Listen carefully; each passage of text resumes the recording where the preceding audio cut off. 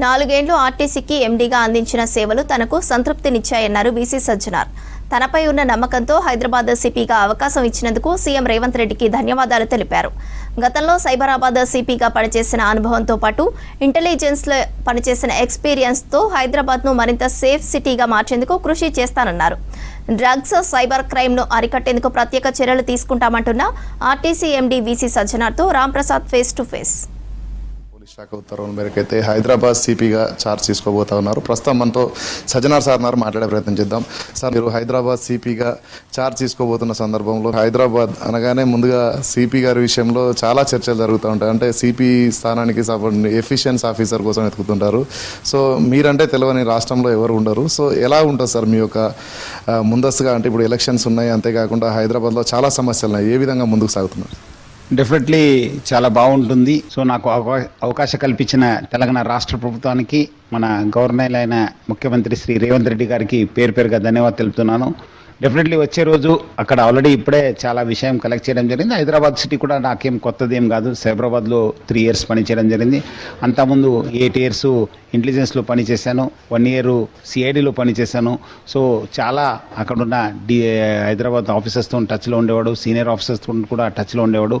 So వచ్చే రోజు కూడా డెఫినెట్లీ అందరి సహకారంతో ఒక మంచి ఇది చేయడానికి, మంచి ఒక శాంతి భద్రత కాపాడడానికి నా వంతు కృషి చేయడం జరుగుతుంది. సార్, సజ్జనార్ అంటేనే సమస్యల మీద వెంటనే స్పందిస్తారనేటువంటి ఒక ఆలోచన ప్రజల్లో ఉంది. సో మీ యొక్క మార్క్ ఏ విధంగా ఉండబోతుంది? ఎందుకంటే హైదరాబాద్లో ఇప్పటికే చూస్తున్నాం డ్రగ్స్ అని, అదేవిధంగా ఈ మధ్యలో మర్డర్స్ అవి జరుగుతున్నాయి. ఏ విధంగా కంట్రోల్ చేసే అవకాశం?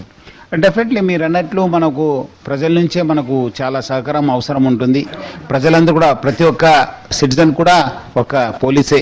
సో అందరూ కూడా ఒక సామాజిక బాధ్యతగా తీసుకొని వాళ్ళందరూ కూడా మనకు సహకరించాల అవసరం ఎంతో ఉంది. మీరు అన్నట్లు సైబర్ క్రైమ్ కావచ్చు, ఎకనామిక్ ఆఫెన్సెస్ కావచ్చు, డ్రగ్స్ కావచ్చు, అవి పెద్ద ఛాలెంజెస్. ఎందుకంటే ట్రెడిషనల్ క్రైమ్, ప్రాపర్టీ ఆఫెన్సెస్ ఇవన్నీ కూడా తగ్గిపోయినా, ఇంకా ఆల్రెడీ ఇప్పుడే మన ఆఫీసర్స్ అందరూ కూడా బాగా కంట్రోల్ చేయగలిగారు. ఇల్లీగల్ యాక్టివిటీస్ కావచ్చు, రౌడీ ఎలిమెంట్స్ కావచ్చు, ఇంకా ఎక్కడెక్కడ మిగిలినారు. ఎందుకంటే ఇప్పుడు 3 కమిషనరేట్ కావడంతో ఆ ఇంటర్ మూవ్మెంట్ ఎక్కువ ఉంటుంది. మనం కూడా కన్సర్న్ కమిషనరేట్తో మాట్లాడి రెగ్యులర్గా కోఆర్డినేషన్ మీటింగ్స్ పెట్టేసి డెఫినెట్లీ మా వంతు కృషి చేయడానికి, ఈ ఒక్క హైదరాబాద్ని ఒక సేఫ్ సిటీగా చేయడానికి కృషి చేస్తాను. సార్, మనం ముఖ్యంగా చూస్తే సజ్జనార్ అంటేనే సమస్యలు, అంటే ఆర్టీసీ ఎండీగా ఉంటూ కూడా మీరు ఇటు సైబర్ క్రైమ్ కానీ, సైబర్ మోసాలు కానీ, ఇటు సినీ నట్లకు సంబంధించి బెట్టింగ్ యాప్స్ మీద కూడా పలుమార్లు స్పందించడం జరిగింది. మీ స్పందన అనంతరం కేసులు నమోదు చేయడం జరిగింది. ఇటు ఐటీతో పాటు ఈడీ అధికారులు కూడా కేసుల విచారణ కొనసాగుతుంది. సో మీ యొక్క సీరియస్నెస్ ఏ విధంగా ఉండబోతుంది సార్ బెట్టింగ్ యాప్స్ కానీ, సైబర్ క్రైమ్స్? డెఫినెట్లీ, ఎందుకంటే చాలా మీరు సైబరాబాద్లో కూడా చూశారు, తర్వాత ఇక్కడ కూడా వచ్చిన తర్వాత ప్రజల్ని అవేర్నెస్ తీసుకురావడానికి మనం డెఫినెట్లీ చాలా కృషి చేశాను. ప్రజలు కూడా బాగా హర్షించారు. చాలామంది కూడా దీనివల్ల కూడా బాగా మేలు జరిగిందని చెప్పి నాకు చెప్పడం జరిగింది.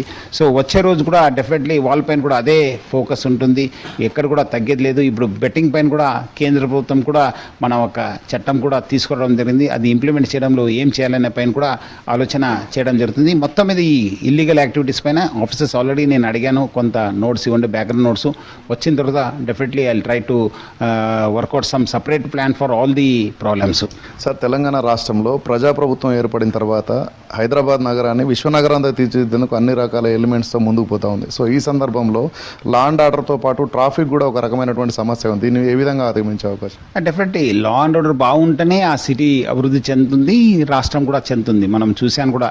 సో డెఫినెట్లీ దాని ఫోకస్గా ఇది విశ్వనగరం చేయడానికి కావాల్సిన ఒక లా అండ్ ఆర్డర్, మంచి లా అండ్ ఆర్డర్, ఒక ప్రజలు కూడా మంచిగా ఉండడానికి, సంతోషంగా ఉండడానికి, సురక్షిత ఉండడానికి కావాల్సిన అన్ని ప్లాన్స్ కూడా రెడీ చేసి డెఫినెట్లీ ఎక్కడ కూడా అవాంఛనీయ సంఘటన జరగకుండా, ఈ హైదరాబాద్కి ఒక చెడ్డ పేరు రాకుండా డెఫినెట్లీ మనము పని చేస్తాం. సార్, ముఖ్యంగా చూస్తే మీరు ఛార్జ్ తీసుకోకున్న తరుణంలోనే ఇటు జూబ్లీ హిల్స్ బై ఎలక్షన్స్ కూడా రాబోతున్నాయి. సో ఏం చెప్తారు సార్? డెఫినెట్లీ, ఎందుకంటే ఈ ఎలక్షన్ అనేది మనకేమో కొత్తది కాదు. ఎలక్షన్ అనేది డెఫినెట్లీ మనకు ఛాలెంజే. అది ఎందుకంటే చాలా స్టేక్ హోల్డర్స్ ఉంటారు. సో వచ్చే రోజు కూడా డెఫినెట్లీ ఈ ఎలక్షన్ ఉంది. మనం నిష్పక్షపాతంగా ఒక మంచి హార్డ్ వర్క్ చేసి ఎటువంటి అవాంఛనీయ సంఘటన జరగకుండా మనము ఎలక్షన్ కండక్ట్ చేయడం జరుగుతుంది. సార్, ప్రధానంగా చూస్తే 4 ఏళ్ల పాటు మీ ప్రస్థానం కొనసాగింది ఆర్టీసీలో. అదేవిధంగా ఇటు లా అండ్ ఆర్డర్ వైపు వెళ్తున్నారు. సో ఆర్టీసీ ఉద్యోగులకు ఏం చెప్తారు? అదేవిధంగా పోలీస్ శాఖకి ఏం చెప్తారు? ఇది 4 సంవత్సరంలో నేను చూశాను. ఎక్కువ కష్టపడే డిపార్ట్మెంటు ఈ ఆర్టీసీ డిపార్ట్మెంటు. ఎంప్లాయీస్ కావచ్చు, ముఖ్యంగా డ్రైవర్స్ కావచ్చు, కండక్టర్స్ కావచ్చు, వీళ్ళందరూ కూడా బాగా కష్టపడుతుంటారు, మన ఆఫీసర్స్ అందరూ కూడా. సో గత 4 సంవత్సరం చేస్తే వాళ్ళు చాలా అంటే చాలా శ్రమించారు, మనకు చాలా యాజమాన్యానికి బాగా సహకరించారు. సో వాళ్ళ వల్లనే ఈరోజు ఈ సంస్థ బాగుందని చెప్పడం నాకు చాలా సంతోషంగా, గర్వంగా అనిపిస్తుంది.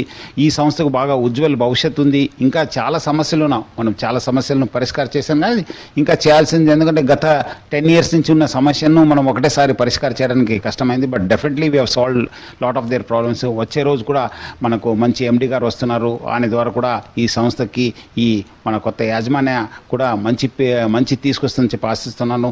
మీరందరూ కూడా బాగుండాలి, మీ ఫ్యామిలీస్ కూడా బాగుండాలని చెప్పి ఆర్టీసీ ఎంప్లాయీస్ కూడా కోరుతున్నాను. సో మొత్తంగా తనదైన శైలిలో అయితే ఇటు హైదరాబాద్ నగరాన్ని సేఫ్ సిటీగా తీర్చిదిద్దేందుకైతే ఇటు చర్యలు తీసుకుంటామని అయితే మనతో వీసీ సజ్జనార్ చెప్పడం జరిగింది. కెమెరామ్యాన్ రమేష్తో రాంప్రసాద్, V6 న్యూస్, హైదరాబాద్.